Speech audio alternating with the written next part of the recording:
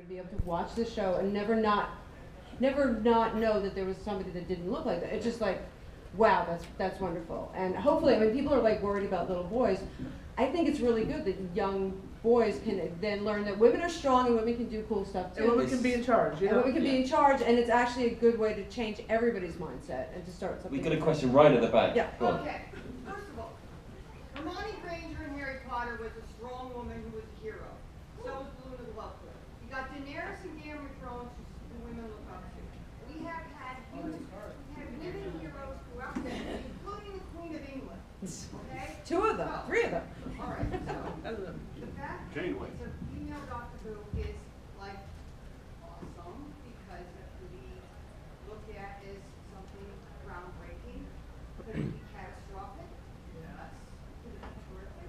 Yes. It all depends on how the writer writes it. Right, exactly. Yeah. Capaldi is probably the best actor we've had in years as the Doctor, and some of the writing sucked. Okay? Sucked. No, it's okay. That's what David Tennant. That's not a fact. Yeah. Yeah, that's your opinion. Yes. I mean, let's face it, the Zygon monologue was absolutely top-notch brilliant, okay? So, everybody's got to give her a chance, just like everybody had to give Capaldi a chance. Some people didn't, some people walked away. If people walk away from this, they're stupid, because she's a brilliant actress. Just like Capaldi was a brilliant actor. So, just give her a chance. We're all going to do that. Okay, there's somebody over there, beige, Jack, it's you. I was gonna say, I've been watching this show for years now, and I'm 16 years old. And for me, the show was always like thinking, because you know how you think about like, oh, what it would be like if I was in Doctor Who? And it's always like, well, I could be the Doctor's companion. It's never I could be the Doctor. Yeah. So girls need that I can be the main character too, not just I'm the side person who runs along behind the Doctor. You know, and like I think that's an important role model for little girls to have to see. Like I can do this too. This could be my future. Yeah. Question down here. So, my son is 12, and he needs good female role models too, not just girls, because he needs to. I think a lot of girls and women already know that we can do it, but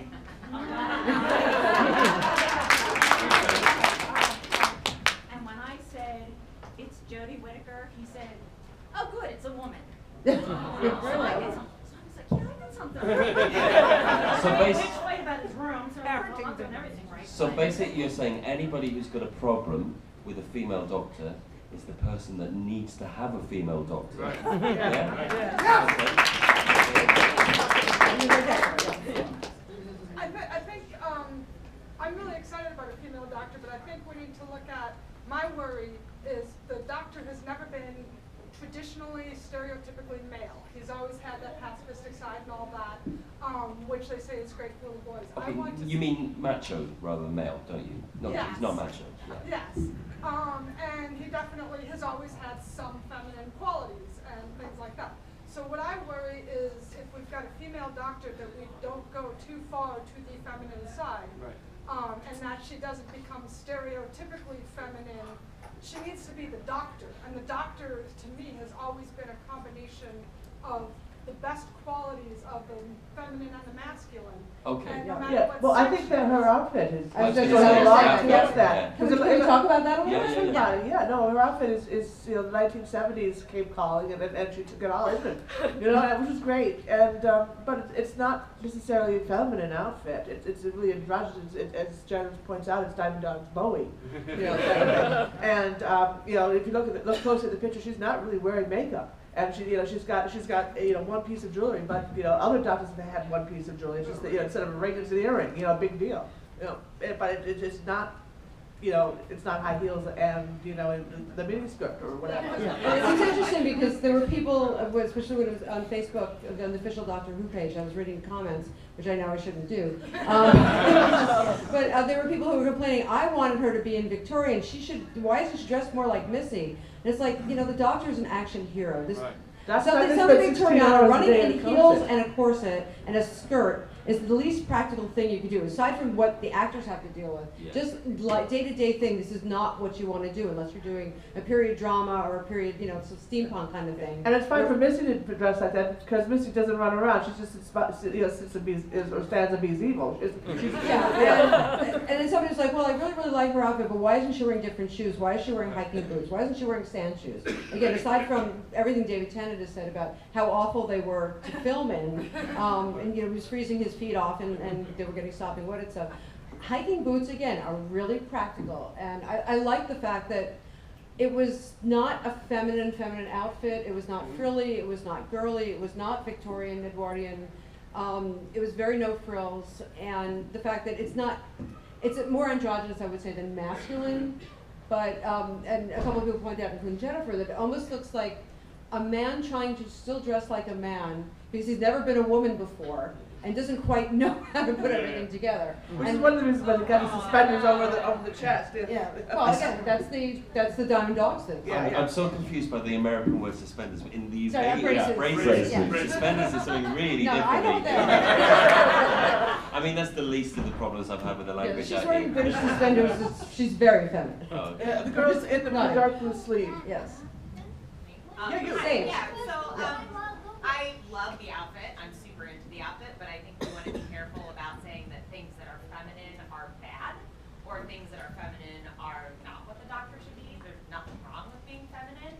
I definitely want whatever she wears to be practical, but it gets into that realm where it's like, I'm a cool girl because I hang out with guys and I'm not like noticeably feminine. It's fine to wear makeup. It's fine to wear skirts. It's fine to be a feminine woman, and I just want to make sure that we're not like. Yeah, and if the doctor evolves to that, be more feminine, dressing more traditional, what we call traditionally feminine, with that's fine. But when he's first starting out, she's not gonna have a clue. She's been a guy for 2,000 years. So. I think that the costume will definitely, I think it'll evolve. But I think right now the fact that it's more gender neutral than anything and practical is a good thing, because if she had come out in like a lot of flourishes and ruffles and things that are more traditional feminine, I think that is setting a bad tone for the character right Yeah, now. I understand the story reasons, and like I said, I like the outfit, but Yeah. I just like it makes me uncomfortable when we're saying that feminine things are not practical or what we would Yeah. want a doctor. So just to be clear, you're saying that to be a strong female, you can be feminine as Yes. well. You don't. Yes, Yeah. that's an important message. But like we said, we don't know how it's going to evolve. Maybe she'll be wearing high heels at some point. Why not? You just can't have it break while she's running across the Yeah, field. exactly. Yeah. But we've seen the Doctor dress as a woman before. John Pertwee story, he dressed. It has happened. So. He wore the frilly shirt. Yeah, he wore the frilly shirt. Can I talk about some of the motifs on the costume? I've seen some people pick up the LGBT trim braid on the coats. Right. I mean, what do we feel about that? Absolutely. I think it's wonderful. It's making a statement, and a very positive statement, especially knowing the fandom, and that there is like a large section of Doctor Who fandom that's LGBTQ. So. Yeah. I know you said you wouldn't reveal much, Edward, but I mean, there's been articles saying, oh, this is a reference to that, and this is a reference to that. And I don't know how much of that is speculation, or is that actually Ray Holman's choice?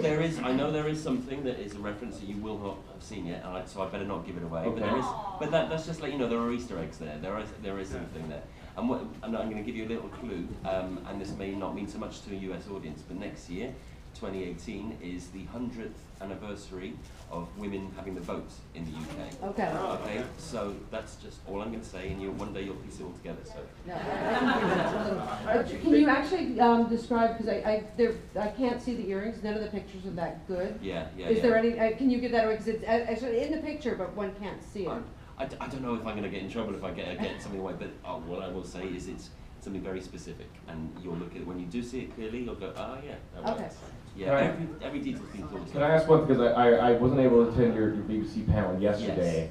A lot of people think that coat is beige, but It's you were not. saying it's not beige. I said in the panel yesterday, it's sky blue. It's not. There's more of a lilac tinge to it. It's an unusual colour, but it's not beige. And does it have a hood? That was, all the costumers want to know, does it have a hood? Yes. Okay. All right. Good. There you go. Cosplayers, away, go. It's not beige. I really think to a certain degree, in the beginning, like at the regeneration, you'd almost need to downplay the change, like just have her look at her and go, oh, well, that's different, and just move on. Yeah. Do you know what? I'm looking forward to a historical story where the Doctor walks into a room with a male companion, and the historical person just automatically goes up to the male companion thinking that they're in charge. Yeah, but they can't do that every episode. No, Because, no. because any time that the Doctor lands, it's not like, you know, in the 21st century, it's going to be, they're going to assume that the older companion is going to be the one in charge, the older male companion, yeah. Yeah, but it's no different than the historical ones where the black character goes back and Right, it has to be acknowledged, but not every focused time. on, yeah. Yeah, Well, absolutely. that's what the doctor wanted this, right? Just a quick Okay, question before you the young lady just with the the glasses? screen. Yeah. You want, sorry, the screen? Who are these three people? So these are the companions that have been announced. Next to Jodie is the guy there is Bradley Walsh, who's quite a famous actor in the UK. And Also Law and Order UK with Chris Chibnall. and this is going to be terrible. I get toasted. I can't remember everybody's name yet. I just- Tosin Cole on the right, and this is why I should know that. Magic Gill. Wow, you're my job. What? Yeah, you do, don't you? Yeah, it's gonna be open, yeah, on the resume. Yeah. See, not everybody can get things on digitally, so this is the first, Okay. your mention, No. and now this picture is the first time Okay, I've so this is the seen TARDIS anything theme. about it. This is the TARDIS theme for Not in costume. 2018. Not in No, costume. no, This just was the first day of the being Chamber, aware wasn't It was that before that. package Yeah. was gonna be. Yeah. Thank you very much. She's had her The hand up one for with the that. big sleeve. I just want to say that I understand the importance of it, but and I've only been around since like when Matt Smith came on and when Peter Capaldi came on. We didn't spend nearly as much time talking about his outfit. Yes. Girl. Okay. Yeah. We only have her outfit to go on. Something way in the back and the cap? Yep. No, you're No, turning no. around. You. Well, we'll go to you as well, but the back, start there.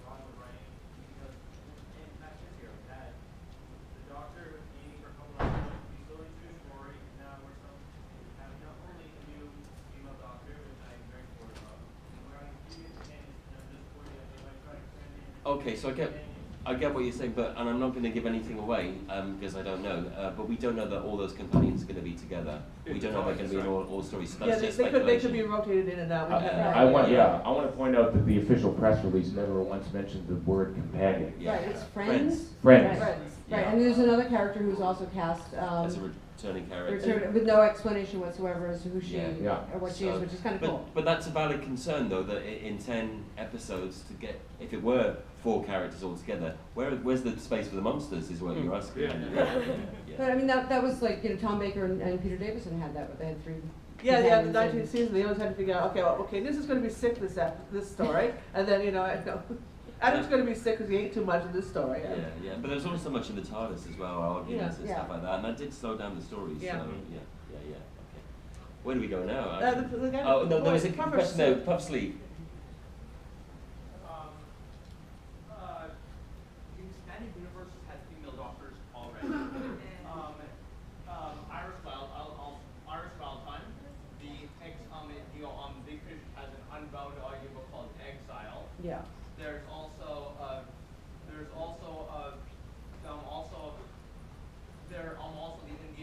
at the end of Death Comes to Time, which is also an alternate universe thing. Ace becomes the Doctor. It makes sense in context. And in Big Finish's Zagreus also shows a female Doctor who may or may not be the one from Exile.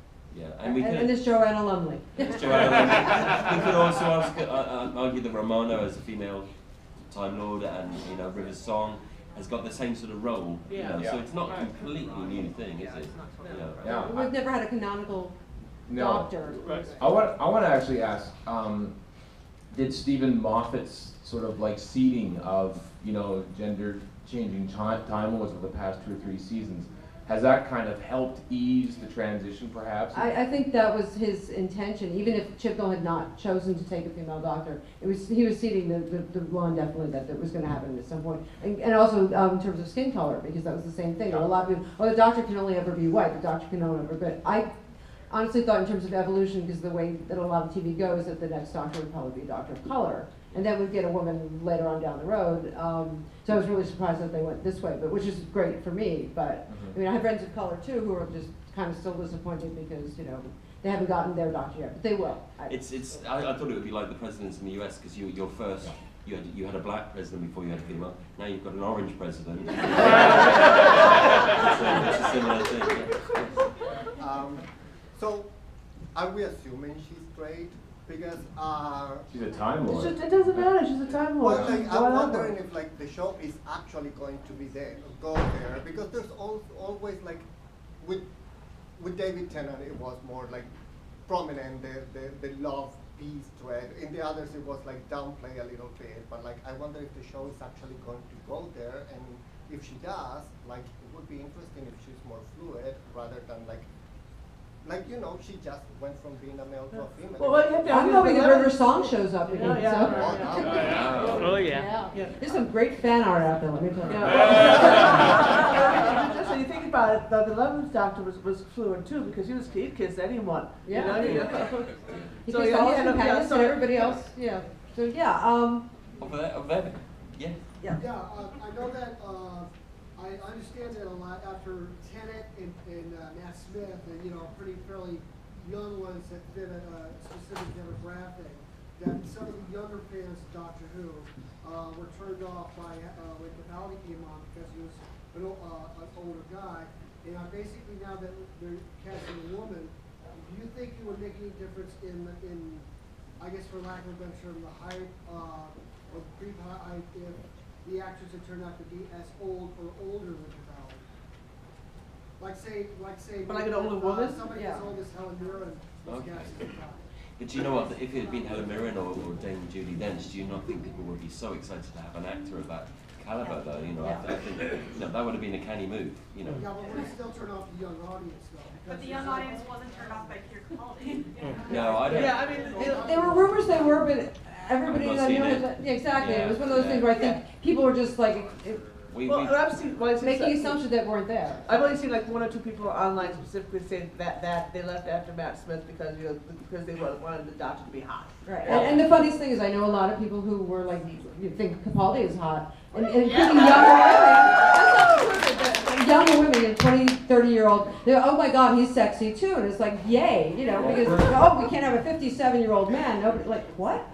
Remember that supposed death knell that was supposed to happen when David Tennant left the show, and I Right. don't think Doctor Who has ever been more popular. Not because he left the show, but because once Matt Smith came on board, it came to BBC America, it became a big thing here. Yeah, and I think every doctor kind of goes through this, and there's always growing pains, and there are people, you know, we're exiting the fandom, we're gonna, you know, the show's gonna die because we're not watching it.